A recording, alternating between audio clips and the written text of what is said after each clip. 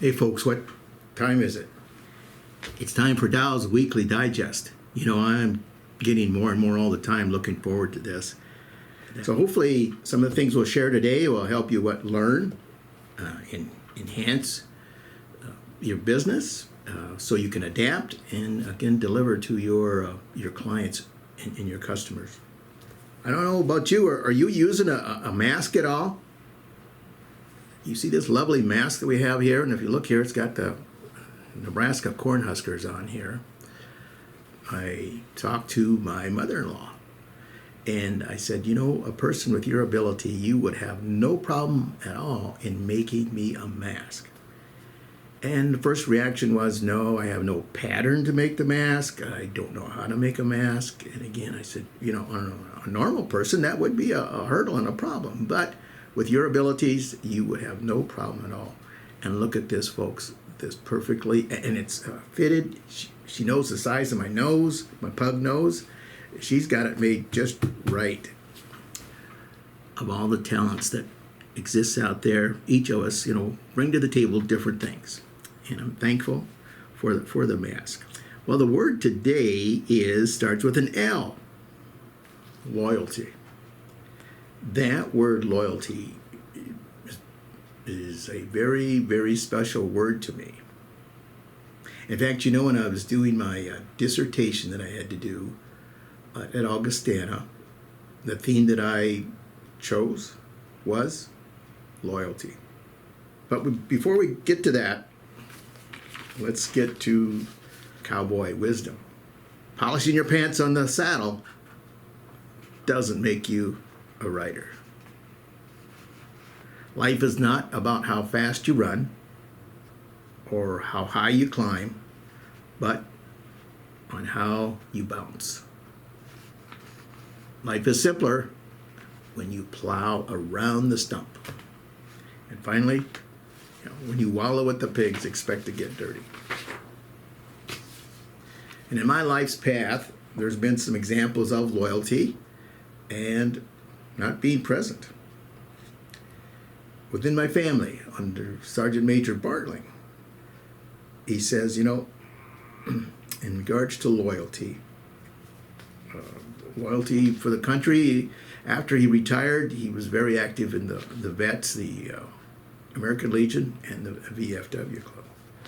But the phrase that he used in his kind of definition of loyalty was this: it's whoever knows and understands and lives and do and acts on the strong why of their life. Why do you do what you do? Why do you believe what you do? If you strongly have that belief of those whys, then it's going to be able to handle any how. And later it would come apparent to me that he wouldn't ask me the why. He wouldn't say, Dow, why did you do that? He would say simply, Dow, how did you arrive at doing what you did? The how. So he asked a lot of how questions. How did you arrive at that? How did you arrive at that answer? How did you arrive at that action? Loyalty. Another person would be my mother. She was a teacher. But she always had, to me, my observation was of her loyalty to her students. This as a kind of pictures in the Bible, the picture of what a mother hen and the way that the mother hen will then protect her chicks with her wings. That was that was Doris, the teacher. Example of loyalty in work. Many, many examples there of both giving and received. In my work's life path, there was a Nancy, a Brenda, a Zinger, the Cruisers, Speedy, Howard, and kind of comes to the top are two Bobs. What about Bob? The two Bobs. Bob H., in his position as the head director, the head manager, he had a training manager under him, and that training manager, Don, developed an alcohol problem. But during that whole process, Bob was there. Don did even return to work. And it took some doing of allowing him to come back to work. Bob, example of loyalty. He had a strong why, and so I didn't question on his why. The other Bob, here with financial markets. It wasn't long in my tenure with financial markets, and our product portfolio was in a turmoil. And that Bob showed the tenacity of loyalty to financial markets.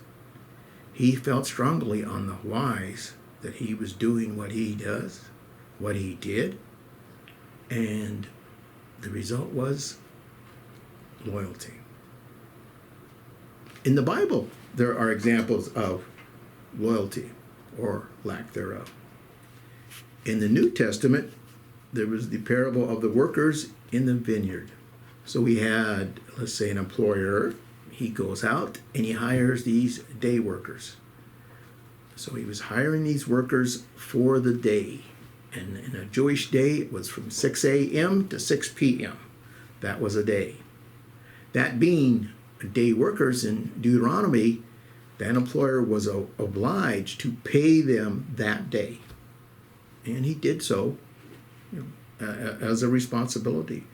Well, in that story, we saw what the harvest was so plentiful that he then needed more workers. So he would go back to where the day workers were, and there'd be other workers there, and he would then hire them and have them come work in the fields. And so around 5 o'clock, and I said quitting time was what? 6 o'clock. He hires some workers for that 1 hour of work, and he pays them. Now, the typical wage was that of a denarius.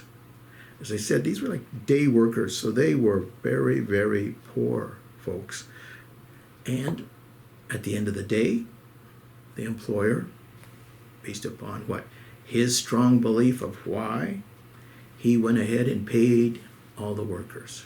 Well, then the word gets out, and the one workers, well, wait a minute. We worked from 6 to 6, and we got a denarius, and they worked 1 hour, and they got a denarius.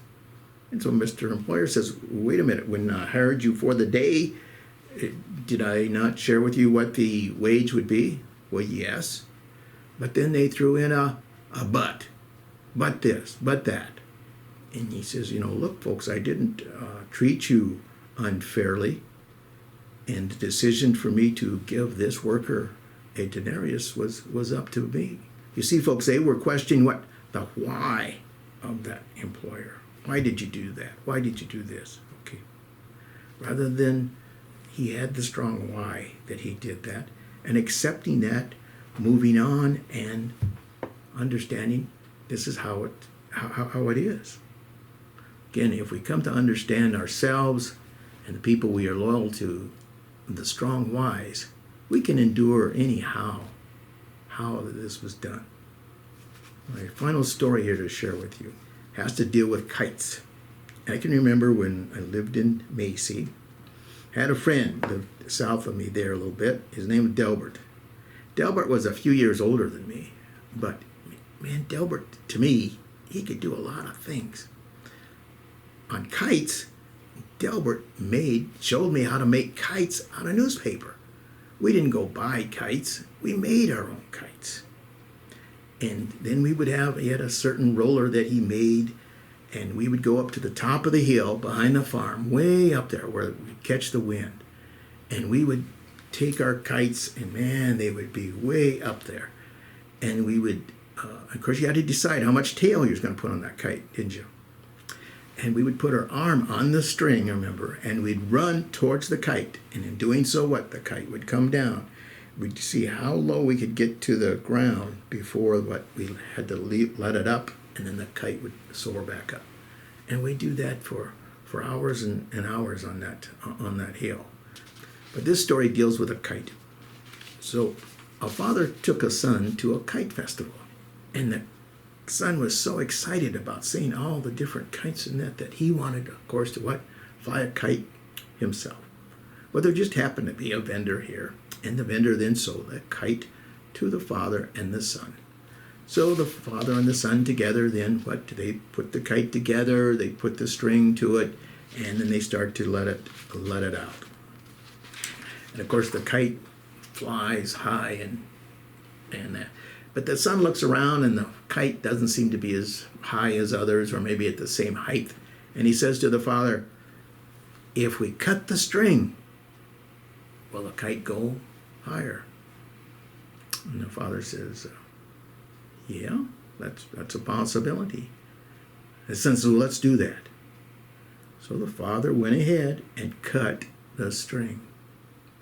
Well, in doing so, the kite does go, and it does go higher. And it's higher than maybe the other kites around there. But then all of a sudden, the kite is starting to descend and descend and descend until finally it kind of goes over the horizon and it hits the ground. The son looks to the father and says, Father, why did the kite go down when we cut it free? And in this learning moment, then the father said the following, Son, at the height of life that we live in, we often think that some things are tied to us and preventing us from going higher. You see, the thread was not holding the kite from going higher, but it was helping it stay higher. And when the wind slowed down or when the wind picked up, it helped the kite go higher in the proper direction through that thread. And when we cut the thread, it fell down. For you see, it didn't have no support to provide the kite through the direction that it needed to be. So, sometimes we feel that we can progress quickly and reach to the newer heights in our life if we are not tied, maybe to our family, maybe to our home, maybe to our work. But we fail to realize that our family and our loved ones, they help us to survive through tough times in our lives. With their support, their encouragement to what? Reach those higher heights. So they're not holding us back. Through loyalty, they're supporting us. So never let go of them. Folks, you've heard me use the phrase here at Financial Marketing. Folks, you've heard me use the phrase, maybe more than once, that here at Financial Markets we're hunting for the best. I'm going to speak on one particular carrier and maybe share with you the whys that they're in our portfolio as a premier carrier. That company is Prudential. The phrase then used for Prudential of America when it was started in 1877 was, Prudential has the strength of Gibraltar. And they are, just like as they started back there, primarily a life company with financial markets, is their life needs. Not only are we speaking of their ratings, but their history of their underwriting. They have their own developed medical underwriting manual. They have a retention of $20 million. So when you have that case where the person, maybe you help them find the need, but now you're getting into a little bit of a medical history, don't hesitate to contact our internal wholesaler. They will use Prudential and other carriers that we can go out there and see what would be available there. And they treat it individually. Terms. They have a term that gives term conversion credits. Not too many terms have term conversion credits out there, folks. But you could have an existing policy of a client, and they have maybe from a carrier, let's say the New York Life or Northwestern Mutual or Mass Mutual, they have a whole life policy, and it's loan to the hilt. Prudential, in their experience, is willing to do a mere loan under a 1035 and have some advantages for that owner. That is very much part of their business of the mere loan. They've taken the approach on that adding the rider, which kind of adds what the living benefit of the life event of long-term care. They've taken it even maybe an extra step beyond some of the what we call normal long-term care riders. The BAR rider for individual coverage, but guess what, folks? Also for the second to die policy. The second to die policy. And you think sometimes of the setup of the second to die policy, a lot of times it's what? Husband and wife. Usually who's the first one that's going to die? He is. Of the life event of long-term care, which of those two do you think is going to need it more? She is. The BAR rider for the second to die. Be sure to ask our internal wholesaler about that.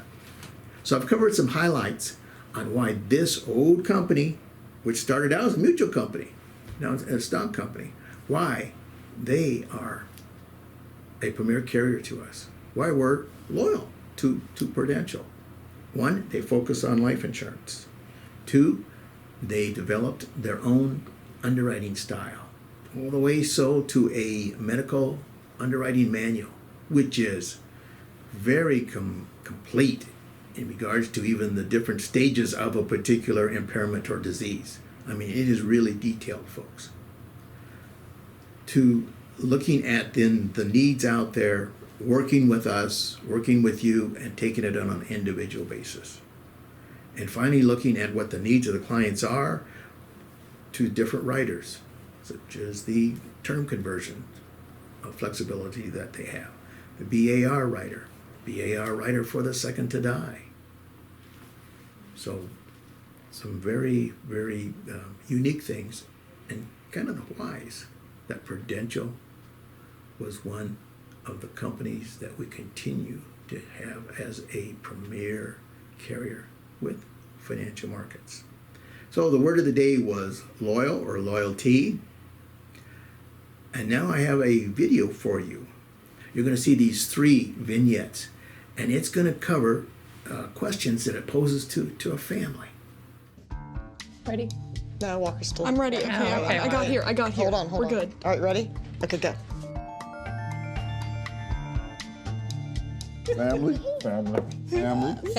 I said family. Family wins. Money. Money. You couldn't live without your phone. Oh my gosh, that's true. I couldn't. I thought you were going to say wine for sure. You did. Well, that's on the list. Oh, really? you're so sweet. I was gonna put pizza. I was. She's the head of finance. You're the planner. I'm around for jokes. Mr. Clean? What's up with that? Ooh. The romantic. Really? Oh, you're at 3. I did. You should also Yeah, be the you are. I am overachiever. everything, Bagel. I do everything. Our boys a ball. I thought so. Rules enforcer for who? Everyone. Except the kids. You hold everything together. That's on video now, so. Oh, okay.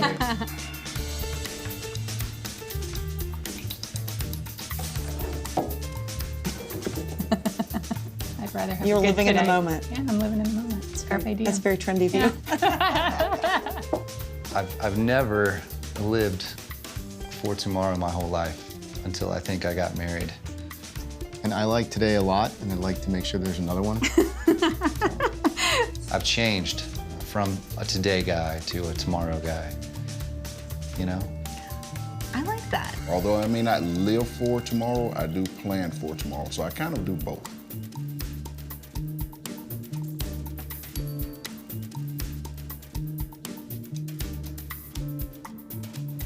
Yeah, I spelled tomorrow wrong?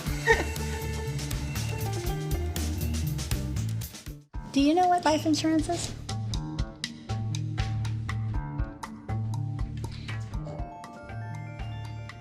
I don't think so. Hold on, I need a moment to think. A life insurance, I think a life insurance is when you have money to ensure you that after your loved one dies, then you'll have money to live with.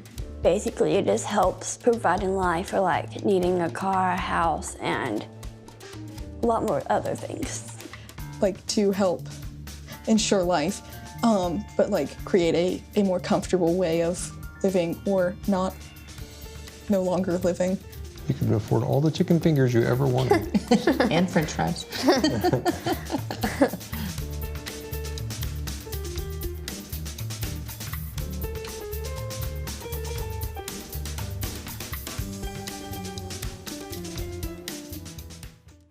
Say, I hope you enjoyed them. As I mentioned, you yourself could share those with your clients. Contact our internal wholesaler. They, in turn, will send you a link, which then you can then share with your client. One thing that I picked up was maybe you're doing a Zoom meeting, and I've been in Zoom meetings, and there's been that kind of moment of silence where all of a sudden the beginning things are being said and everything, and then there's just kind of, we're just looking at each other on the screens and everything. Hey, have them grab some paper, ask them a question, and then have them put the answer, and then have them display the answer like they did in these vignettes. I think the use of the Zoom and the combination of this would be great. It would keep a flow a little bit. You could do that for almost like a break, where maybe you start with something, you say, okay, now it's time for a question. Now I understand Zoom's got where then they could put their answer there, but you're maybe even looking for what a little connection with those answers. And you're not going to ask them questions that'll be that personal, but just ask them different questions and let them then show the questions right there. So I think that'd be an idea for you there. Remember this here? GP for you equals G. Hint, the G you probably figured out, but it's God. God's. G-O-D apostrophe S. That's what this first G stands for. Some's been close, but when they get to the end, then they don't get it. So indeed, I want you to go out, go forth, and have an excellent week, and know that you may think that you're alone, but you're not. We here at Financial Markets, we are loyal to you. And whatever need may arise, do not hesitate to contact us so we can then help you, help your clients. And remember, blessed are those who ease the pain of misfortune, for they shall be called insurance agents. Take care.